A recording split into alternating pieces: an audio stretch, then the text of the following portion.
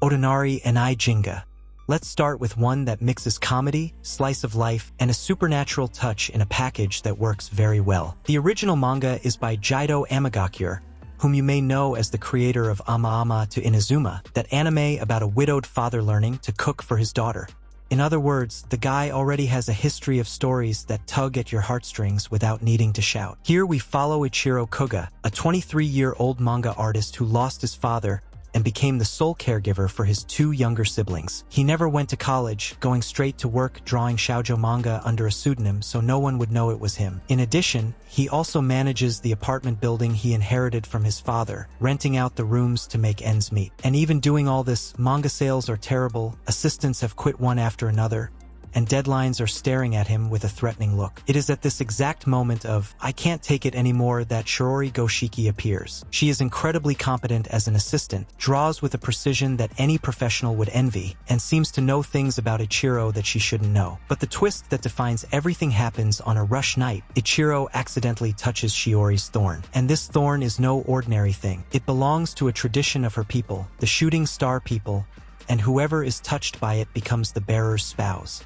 Without warning, without a contract, without a second round, she announces that they are engaged. You can imagine that this could just turn into generic comedy, but it doesn't. What this anime does interestingly is use this supernatural setup to explore two people who never had space for themselves. Ichiro has always been responsible for someone, his siblings, the manga, the building. Shiori grew up in a rigid environment where her destiny was decided by other people. The two, each in their own way, never learned to simply receive, and the anime slowly shows how they begin to learn this from each other. Ichiro's siblings have their own personalities and appear to add texture to the stories, and the dynamic of the family that emerged without planning is genuinely warm. Saishuhen to Pastor Lawrence. This one is for those who appreciate lightness. The story takes place in a quiet village in a medieval fantasy Europe. Pastor Lawrence is the local parish priest, a serious, dedicated man who cares for the community with genuine devotion. He is also responsible for looking after Saint Cecilia, a young woman with mystical powers that protect the village from evils both from the outside world and from people's minds. For the villagers, Cecilia is an imposing figure. She welcomes them with wisdom, serenity, and almost ethereal presence. Everyone reveres her. Everyone leaves her presence feeling blessed by something special. Then the last visitor leaves. The door closes, and Cecilia completely falls apart in the most charming way possible. She falls to the ground in relief, complains that she's hungry, laughs at silly things,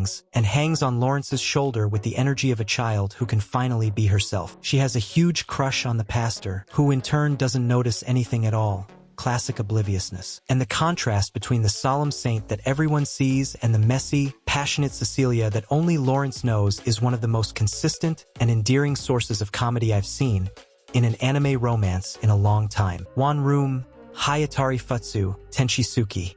This one arrived in early 2024 without much hype and was one of those surprises that makes you glad you gave it a chance. The original manga is by Matoba, the same creator of As Miss Beelzebub Likes, so you can imagine the kind of supernatural comedy that's being delivered here. Shintaro Tokumitsu is a first-year high school student who lives alone in a studio apartment after his parents went to work abroad. One morning, he opens the balcony door and finds a girl sleeping on the floor. She wakes up, looks at him with disconcerting calmness, and explains that she is an angel, sent from heaven to learn about humanity, with real wings and everything. And Shintaro, like any reasonable person, doesn't believe her until she opens her wings. Then he lets her in because what else do you do? Tawa is pure naivete. She understands practically nothing about the human world. She doesn't know what a convenience store is. She doesn't understand why food needs to be paid for. She's startled by things that anyone would consider absolutely banal. And it is precisely this naivete that makes her and Shintaro's relationship work so well. He explains the world to her, and she becomes more present in his life in a way that he doesn't realize until it has already happened. What sets this anime apart from many others in the same vein is that it doesn't turn the multiple girls surrounding the protagonist trope into a competition. The other supernatural characters that enter the story, a Yukiana, a vampire, are not directly related to the anime/anime. A kappa, they don't fight over his attention. They become friends with each other. Sakurasu no pet na kanojo. Now we go back to 2012 because this anime has aged very well and deserves to be on any list of the genre. Sarada Kanda is a second-year art school student who was expelled from the regular dormitory for a very specific reason. He couldn't stop picking up stray cats. Every time he found one, he brought it inside. The school gave him an ultimatum, the cats or the room. Sarada chose the cats and ended up in Sakuraso, the alternative dormitory where the school puts students they don't know where else to put. And Sakuraso is crazy. There's Misaki, a brilliant animator who operates in constant chaotic mode. There's Jean, a playwright and self-confessed playboy. There's Ryunosuke, a programmer who rarely leaves his room and only communicates through a computer program he created himself. Sarada, who feels like the only normal human being in the building, desperately wants to leave. Then Mashiro Shina appears. She's an internationally renowned manga artist. At 17, she's already sold an animation to a major production company, has enough money to never have to work again, and her work is discussed worldwide. She also can't dress herself, or cook, or remember to shower without someone reminding her. Sarada ends up being assigned as Mashiro's caretaker in the dormitory, and what seems like an annoying task slowly and with a lot of emotional texture becomes something completely different. Karuhana wa Rin Tasaku. This was the big romance of the summer of 2025 on Netflix, and if you haven't watched it yet, you'll set aside some time because you'll binge watch it without realizing it. Two neighboring schools, completely opposite. Chidori is an all-boys public school with a reputation for housing problematic students. Kikyo is an elite private women's academy where the daughters of the most traditional families study. The two have a historic rivalry and a very well-established mutual disdain. Chidori students find Kikyo students arrogant. Kikyo students find Chidori students brutish and dangerous. It's the kind of rivalry that has existed for so long that no one questions where it came from anymore. Rentaro Tsumuji studies at Chidori. He is tall, has a closed expression that scares anyone at first glance, and over the years has become accustomed to the fact that people usually run away before any conversation happens. He works at the family bakery, is kind to customers, and carries with him that silent weight of someone who has given up trying to explain to the world that he is not what he seems. Karakoko Waguri studies at Kikyo on a scholarship. She doesn't come from a wealthy family, has a genuine curiosity about the world, and an openness to people that contrasts with the closed environment of the academy. One night, she enters Rentaro's bakery. He serves her. She realizes he's kind. He helps her through a difficult situation without much thought. She notices more. And when the two discover they attend rival schools, the question the anime poses is precisely this. Does it have to matter? What makes this anime so good is that neither Rentaro nor Karakoko need redemption. He's always been a good guy. The problem was that the world never gave him the benefit of the doubt. She was already curious and open. What changes is finding someone who sees beyond her uniform. Kimi to Kutkoi and I Neru. This was the surprise of the fall of 2025. A romance that uses a fantasy element to talk about something very concrete, and does so in a way that doesn't seem forced at any point. The anime's world is one where humans and beast folk, human-animal beings resulting from scientific experiments, coexist but not without tension. The beast folk live in separate areas, are viewed with suspicion, and integration between the two populations is still a delicate process. As an experiment, some schools are accepting beast folk students. This is how Tsunagu Hidaka arrives at Mari Asaka's school. Tsunagu is part canine, gentle in a way that doesn't try to impress anyone, and carries on his shoulders years of discrimination that have made him very careful about who he lets close. Mari doesn't start the story without prejudices. She has them like most people in that world. Tsunagu's arrival destabilizes her, and she doesn't quite know what to do about it. Taiyu Yori Mo Mabushiai Hoshi.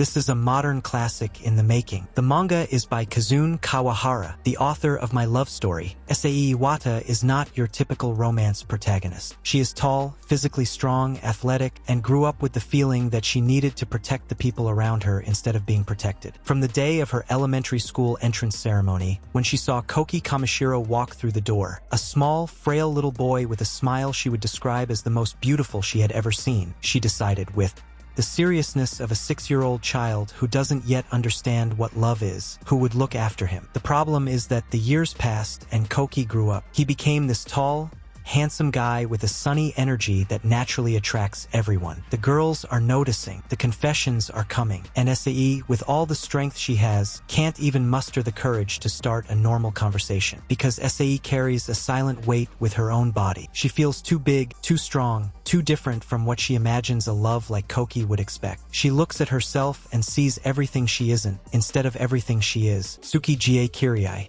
If you haven't seen Tsuki Jie Kiryai yet, stop what you're doing and go watch it now. Seriously. This 2017 anime is considered by many in the community to be one of the most authentic romances anime has ever produced. And it does so with a simplicity that is anything but simple. Kotaro Izumi and Akane Mizuno are placed in the same class in their third and final year of elementary school. He is the president of the literature club, obsessed with Osamu Dazai, and writes stories that he doesn't show to anyone because he's afraid of what people will think. She's on the track and field team, runs with the seriousness of someone who truly loves what they do, and has a quiet lightness that isn't indifference. It's just her way of being. They glance at each other during a family dinner by chance. They feel awkward. Neither of them knows what to do with it. And then they both enter that strange and completely disconcerting period that everyone who has ever lived through elementary school recognizes. When you start noticing someone and genuinely have no idea what to do with that information. What Tsuki Jie Kiryai does that no other anime romance does so well is respect time. It's an anime known for having the best ending of all time when it comes to romance anime. I watched it myself a few years ago, and I would definitely cry if I saw the anime again. Otonari no Tenshi-sama. This one arrived in the winter of 2023 and quickly became one of the most beloved romances of recent years. And it makes sense because it's exactly the kind of story that leaves people speechless trying to explain why they like it so much. You just say, it's so cute, and try not to sound like an idiot. Amain Fujimiya is a high school student who lives alone in an apartment and, let's be honest, isn't doing very well.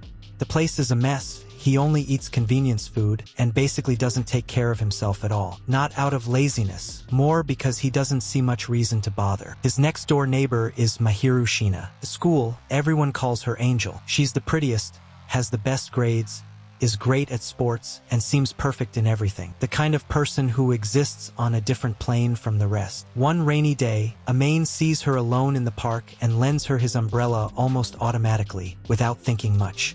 The next day he gets sick. Mahiru shows up to return the umbrella, sees the state of the apartment, and decides he's going to do something with it. She starts cooking for him, cleaning the apartment, and this becomes a routine. Every night she comes, cooks, they have dinner together.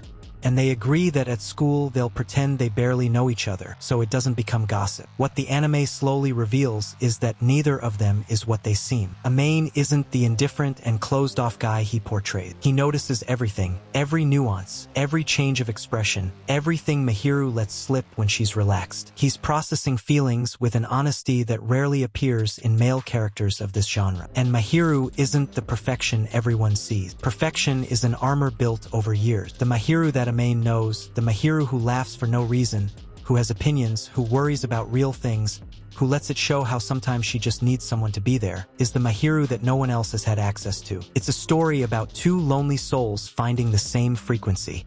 And the anime delivers this with a patience and affection that makes each advancement in their relationship seem real. A second season is coming in April 2026. A good time to start if you haven't seen it yet. Boku no Kokoro no Yabayatsu. Kyotaro Ichikawa is an elementary school student who spends his days reading crime encyclopedias, fantasizing about how he could disrupt the lives of his classmates whom he considers superficial. And at the top of his list of imaginary targets is Anna Yamada, the model and idol of the class, beautiful and loud and impossible to ignore.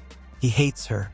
That's what he thinks. Product of a childhood where her parents never called her by name, never truly been present. Then the two end up using the library at the same time frequently, and Kyotaro discovers that Anna goes there secretly to eat sweets that aren't allowed at school. And then there's the discovery that the queen of the class secretly hides cookies behind the bookshelf. It is, in a way, the beginning of everything, because Anna Yamada is not what she seemed. She is absolutely uncoordinated in real life. She is funny, impulsive, eats with a dedication that completely contradicts the image of the prettiest girl in school. She is strange in the most charming way possible. And the more Kyotaro observes, the more the dark fantasies are replaced by a feeling that he cannot name, and that was definitely not in the plans. Kyotaro's development throughout the 2 seasons is one of the best executed character constructions in modern romance anime. He starts as someone who protects himself from the world behind cynicism and distance. Each interaction with Anna dismantles this a little bit, not quickly or easily.